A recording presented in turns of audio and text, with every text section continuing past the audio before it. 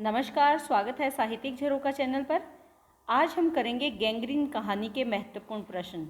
देखिए, गैंग्रीन अज्ञे की एक महत्वपूर्ण कहानी है और आपके एग्ज़ाम में अक्सर इस कहानी से संबंधित प्रश्न पूछे जाते हैं। तो आइए इन प्रश्नों को देखते हैं। यहाँ पर सबसे जो पहला प्रश्न है वो है, गैंग्रीन कहानी का उद्देश्य स्पष्ट करें। बहुत ही इम्पोर्टेंट प्रश्न है जो बार बार पूछा जा सकता है पेपर में। इसमें आपको क्या बताना है कि इस कहानी का मुख्य उद्देश्य क्या है। तो सबसे पहले आप क्या करेंगे, आप एक भूमिका बनाएंगे जिसमें आप बताएंगे कि जो गैंग्रीन कहानी है ये अज्ञे द्वारा रचित कहानी है। इस कहानी में मानसिक जो अंतर्द्वंद है उसका चित्रण इस कहानी में किया है। उसके पश्चात आप बताएंगे कि इस कहानी को ध्यान में रखते हुए इस कहानी से संबंधित जो उद्देश्य हैं वो इस प्रकार से स्पष्ट किए जा सकते हैं। ये प्रश्न कुछ इस तरह से भी आ सकता है कि गैंग्रीन कहानी में मूल संवेदना क्या है या मूल समस्या क्या है जिसे स्पष्ट किया गया है, यानी जो मुख्य समस्या है वो क्या है या इसकी मूल संवेदना क्या है। दोनों ही इन तरीकों से ये प्रश्न पूछा जा सकता है, तो ये आप ध्यान में रखें, उत्तर इसका यही रहेगा।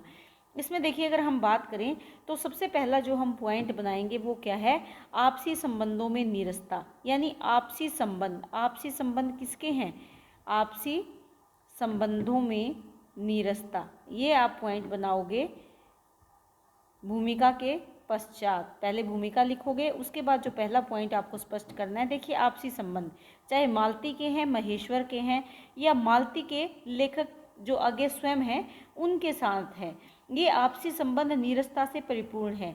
क्योंकि जब अज्ञे उनके घर आते हैं, जो कि मालती का पुराना दोस्त है, दूर का रिश्तेदार है, तब भी मालती उसके आने पर किसी प्रकार की खुशी की अभिव्यक्ति नहीं कर सकती।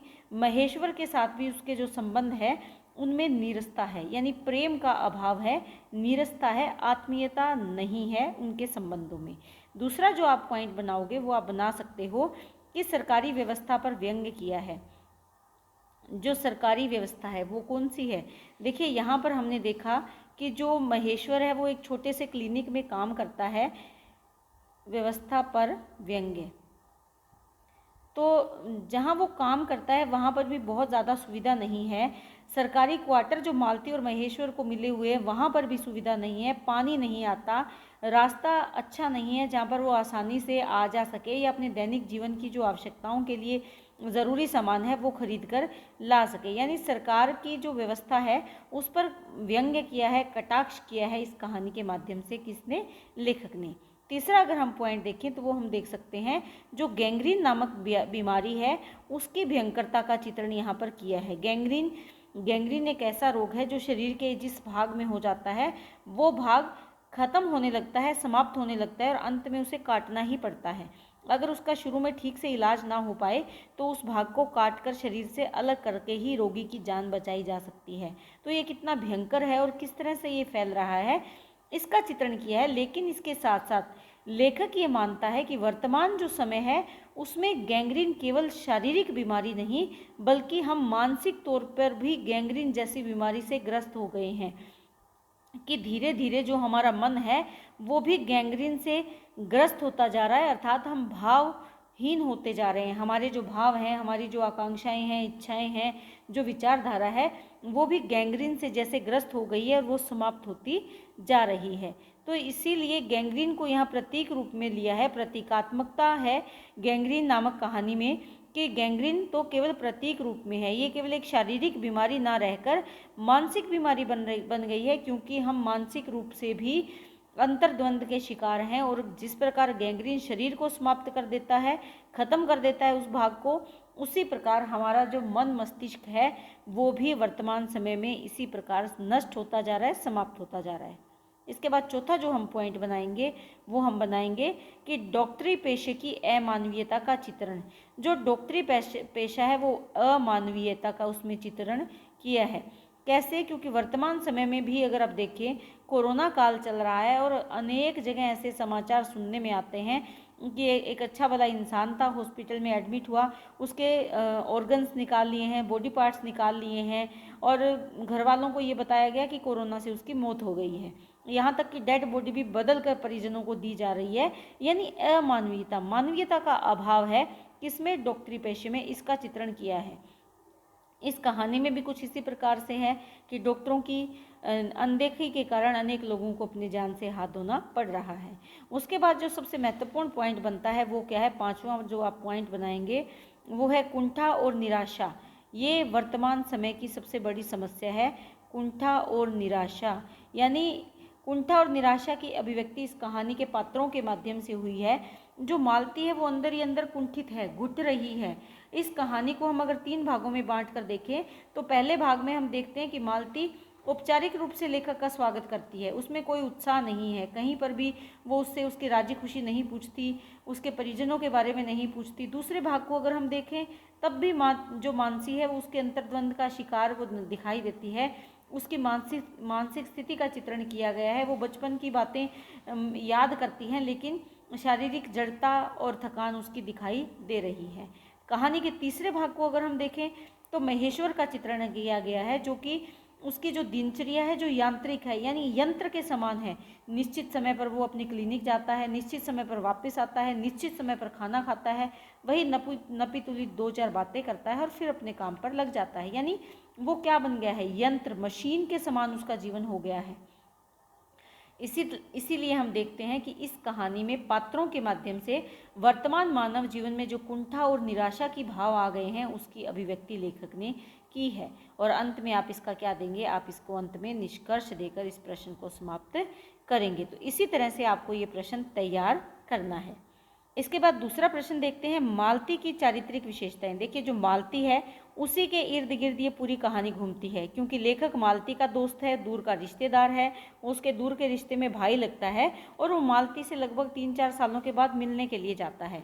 लेकिन मालती के चरित्र की अगर बात करें इस कहानी में, इसमें भी आप वही तरीका अपनाएंगे। पहले भूमिका बताएंगे कि गैंग्रीन कहानी किसकी है? अज्ञे की है।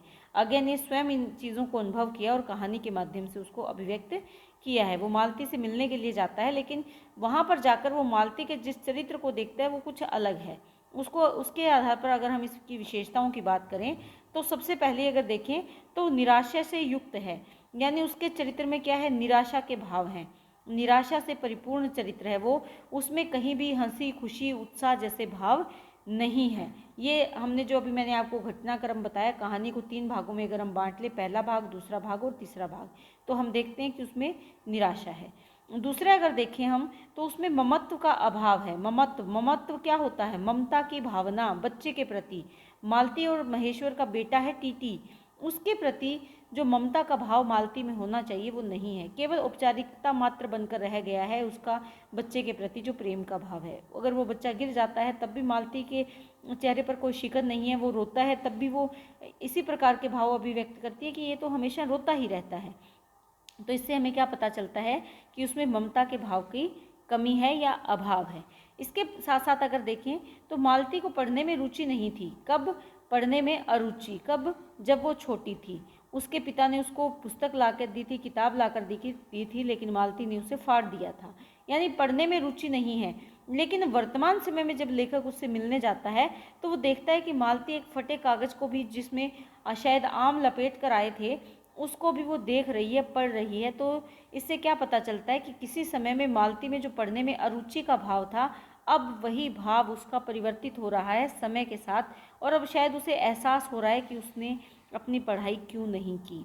इसके साथ साथ देखें तो वो स्पष्टवादी है, स्पष्ट विचारधारा की युवती है, यानी स्पष्टवादिता है उसकी विचारधारा में। जैसे वो कहीं पर भी लेखक के साथ अगर हम देखें तो कोई औपचारिक नहीं है, वो अपने जैसे उसका जीवन बीत रहा है उसी को लेखक के सामने अभिव्यक्त कर रही है, वही सब लेखक के सामने बता रही है। कहीं पर भी वो अपने चरित्र में बदलाव नहीं लाती लेखक को भी देखकर। तो यानी वो जैसी है वैसी ही स्पष्टवादी लेखक के सामने भी है, उसी प्रकार के भाव और विचारों से परिपूर्ण है। और उसके पश्चात आप निष्कर्ष लिखेंगे कि निष्कर्ष रूप से अगर हम कहें तो मालती इस कहानी की नायिका है और इसके माध्यम से ही वर्तमान समय की जो नारी जीवन की कुंठा और निराशा की अभिव्यक्ति लेखक ने की है। इस तरह से ये प्रश्न आप तैयार करेंगे। इसके बाद तीसरा प्रश्न देखते हैं, महेश्वर की चारित्रिक विशेषताओं पर प्रकाश डालें। देखिए, महेश्वर इस कहानी में मुख्य पात्र के रूप में है, मालती का ये पति है, तो वही भूमिका बनाएंगे। और भूमिका में आपको क्या बताना है कि गैंग्रीन कहानी है, अगे के द्वारा रचित कहानी है। इस कहानी में बहुत अधिक पात्र नहीं है, केवल मुख्यतः 2 ही पात्र हैं और तीसरा स्वयं लेखक हैं। और इसमें जो महेश्वर है वो मुख्य पात्र के रूप में उसका स्थान है महेश्वर का, तो ये आप इसमें भूमिका में बताएंगे। उसके बाद आप उसके चरित्र की जो विशेषताएं बताएंगे, उसमें सबसे पहला पॉइंट आप क्या बनाएंगे कि वो सेवाभावी डॉक्टर है, सेवा के भाव से परिपूर्ण डॉक्टर है, सेवा भाव से परिपूर्ण या सेवाभावी डॉक्टर। क्यों? क्योंकि वो अपने मरीजों के प्रति समर्पित है, अपने क्लिनिक में जाने में वो देरी बिल्कुल भी पसंद नहीं करता। दूसरा आप पॉइंट यहाँ पर क्या बनाएंगे, पत्नी के प्रति उपेक्षा, पत्नी के प्रति कोई प्रेम भावों की अभिव्यक्ति वो नहीं करता, पत्नी के प्रति निराशा के भाव ही इस कहानी में अभिव्यक्त हुए हैं महेश्वर के। तीसरा आप इसमें बना सकते हैं कि वो एक अच्छा मेजबान है, मेजबान किस कैसे आने वाले मेहमान का स्वागत बहुत अच्छे से करता है और लेखक के साथ भी वो बहुत अच्छा व्यवहार करता है। इसके साथ साथ वो सरल स्वभाव का इंसान है, उसके स्वभाव में कहीं भी छल कपट दिखावा जैसे कोई भी विचार नहीं है। इसके बाद आप इसका निष्कर्ष बता देंगे। ये प्रश्न आपसे केवल 4 नंबर में पूछे जा सकते हैं, बड़े प्रश्नों में ये नहीं आएंगे, लेकिन गैंग्रीन कहानी का उद्देश्य आपको बहुत अच्छे से करना है, ये बड़े प्रश्नों में भी पूछा जा सकता है, इस बात का आप ध्यान अवश्य रखें। तो उम्मीद करती हूँ कि आज के हमारे जो ये प्रश्न हैं ये आपके लिए उपयोगी सिद्ध होंगे। इन प्रश्नों को बहुत ध्यान से करें, आपके पेपर बहुत नज़दीक हैं, इसलिए इन प्रश्नों को ध्यान से करते रहें। और इसी तरह चैनल को लाइक शेयर सब्सक्राइब के साथ साथ अपने कमेंट ज़रूर करें, ताकि मैं उनका उत्तर दे पाऊँ और मैं आप जो मुझसे जानना और पूछना चाहते हैं उन समस्याओं का समाधान कर पाऊँ। बहुत बहुत धन्यवाद।